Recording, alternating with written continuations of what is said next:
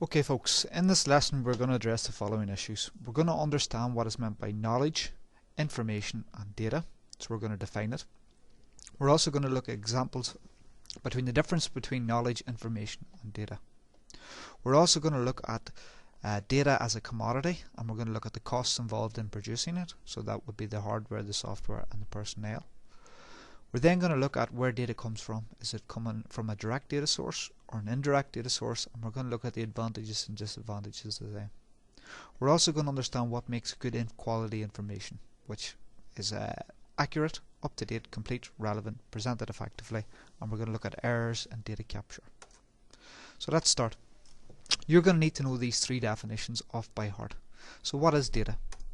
Data is raw facts and figures which have no meaning on their own. For example, 2137 is just a sequence of digits. It's very important whenever you're defining this in the A-level exam that you actually write that in. If you don't, you won't get the 2 easy marks. So what is information? Information is data that has been processed and given a meaning. It's very important that you understand that it's been processed to be given a meaning. You'll also have to give an example. So if I take, say, the 4321 example at the top, you could say that John Smith's patient ID is 4321. Or if you take the other example at the top, 2137 is just a number. The time of the London Birmingham train is 21:37 PM, giving it the meaning. What is knowledge?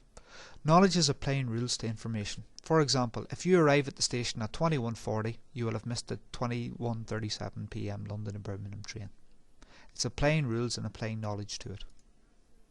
So, but let's look at another example. Another example is a doctor. A doctor is going to carry out various tests. He might get a heart monitor data pumping up and down, but what has to happen to that is it has to be processed into information.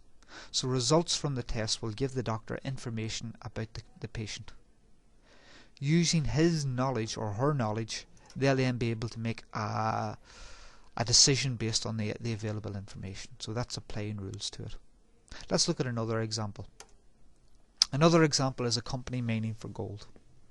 Okay, if you look at this example, you'll see that these signals have no real meaning until they're converted. So the signals would be the raw data. They're the raw facts and figures, the ones and the zeros coming from the satellite. Whenever they're converted into a computer image, that's the actual information. You're able to look at the information, the pictures. The knowledge in this case would be looking at previous sites where gold was found and then trying to compare them to the images from the satellite. That's the knowledge in this example. It's important that you understand that. Let's move on. So, data. We've already seen that it's an expensive commodity.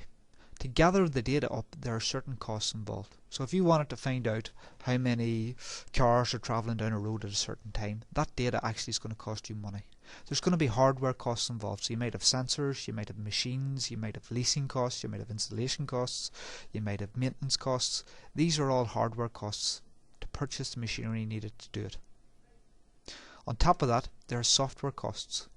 You might have to pay for software licenses in order to run the software that you need to interpret the results, to convert it into meaningful information. What you'll also might have is you could have consumables and you could have staff costs. So the consumables would be the printer ink and the paper costs, etc. The staff ones is the other one that I want you to highlight. They are the training costs, the payroll, the redundancy. Not all people will be able to use these new equipment. And they're the three main costs that you need to be aware of: hardware, software and the staff personnel costs. Right, so we've already seen that data is an expensive commodity. So there's two different ways of getting the data. You can collect it directly yourself, which is going to be time consuming and take up your own time and take up your own resources, or you could purchase it indirectly. Let's look at direct and indirect. You'll need to know the definitions of these. So if you consider any of these examples, a clock working in, working out, you could take that information directly from the cards, or it could be used indirectly to try and promote holidays and stuff like that. If you look at a customer loyalty card, you're collecting the customers buying goods to try and save money, it could be used indirectly to market them. So let's look at it. Data can be collected either directly or indirectly. So what is a direct data source and what is an indirect data source? You will need to know the definitions of these. A direct data source is data that you collect yourself for a specific purpose. Now I'm going to highlight that specific purpose.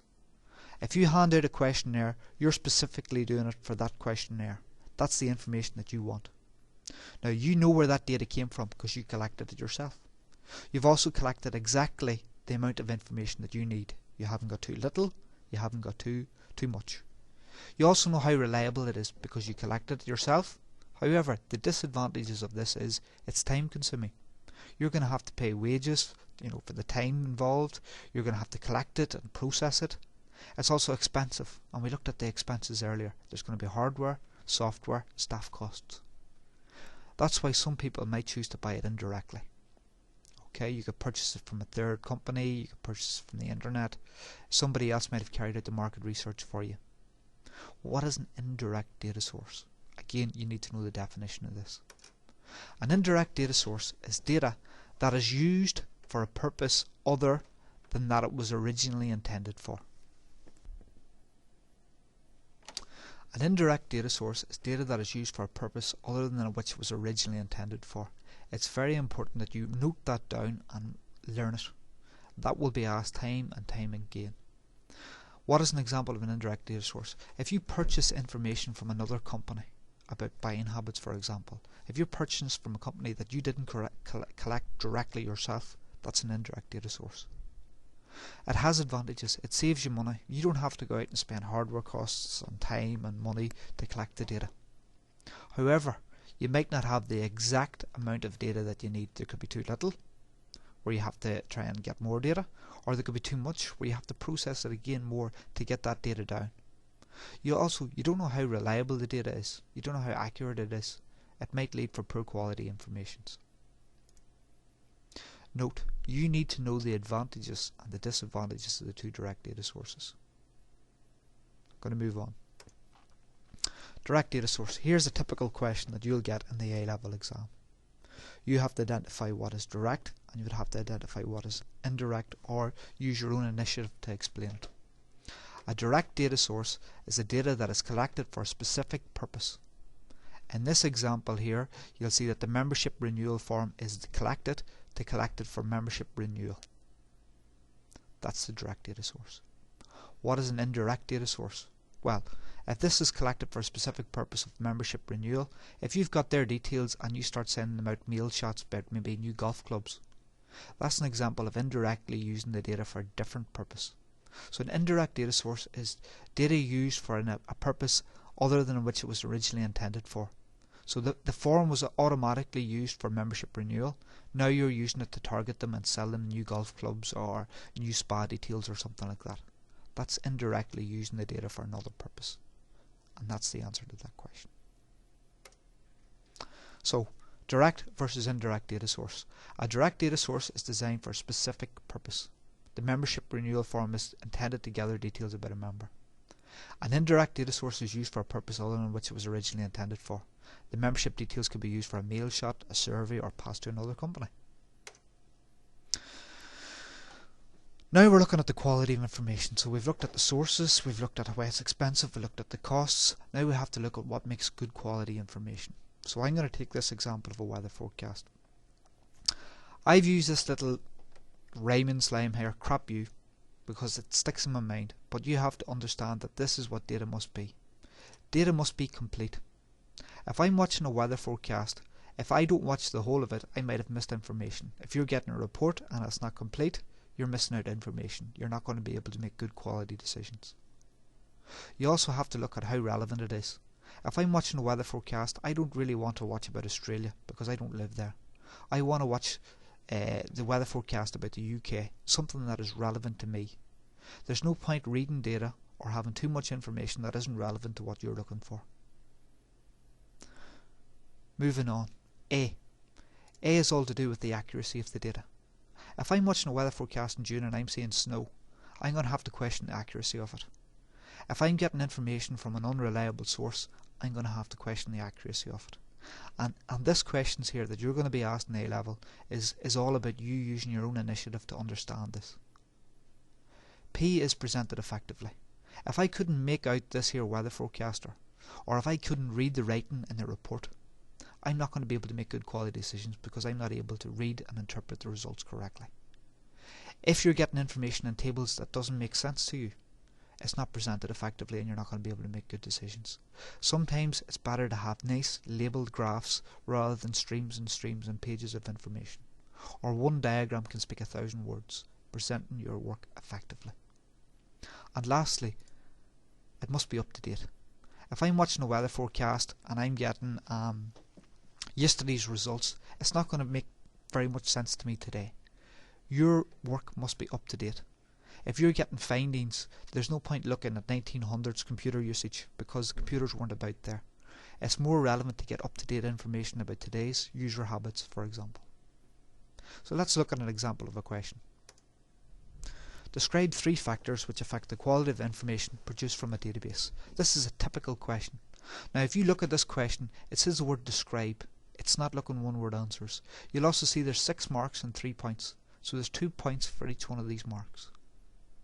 Describe the factors. Well, there's the factors there. Complete, relevant, accurate, presented effectively, up to date. You need to learn them. Let's look at the answers here. It must be up to date. Again, there's that word you, up to date. The information must reflect the current situation. E.g., some people's addresses might have changed. You're not going to be able to send out the mail shots. You have to look at, again, the relevance of it. Okay, was all the data filled in? Was there some of the wrong details filled in? Was people taking the piss and saying like Mickey Mouse and stuff like that? You have to look at how relevant the data is. You also have to look at how accurate the data is. Okay, was there invalid data due to transcription errors? Did they fill it in wrong? Did they fill in the form wrong? And so on and so forth.